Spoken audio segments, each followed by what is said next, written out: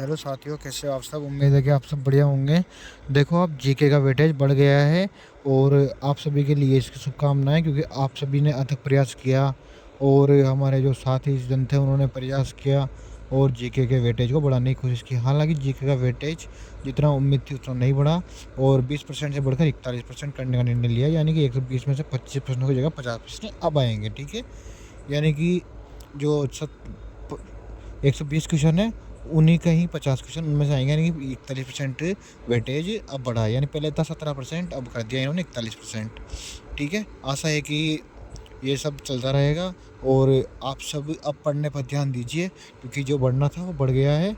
और उम्मीद है कि आपको चीज़ें अब समझ में आ रही होगी और आपका भी पढ़ाई करने में मन लगेगा, क्योंकि आलोक राज ने ट्वीट किया है कि बोर्ड ने 4th क्लास यानी कि कर्मचारी से राजस्थान जीके का वेटेज 20% से बढ़ाकर अब 41% करने का निर्णय लिया है। यानी कि पहले 120 में से 25 प्रश्न आ रहे थे, अब 25 प्रश्नों की जगह 50 प्रश्न किए जा रहे हैं।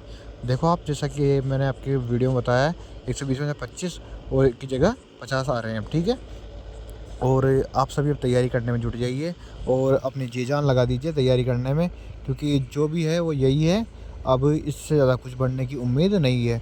तो आप सभी से निवेदन है कि आप सभी पढ़ाई पर ध्यान दें। 25 प्रश्नों की जगह 50 प्रश्न आ रहे हैं, फिर क्या चाहिए अपने को अब।